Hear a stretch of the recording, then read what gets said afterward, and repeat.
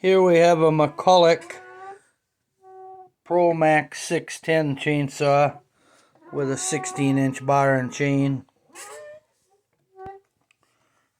Lost a little paint in the bar cover.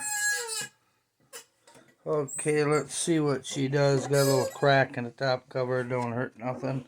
Okay, let's see what.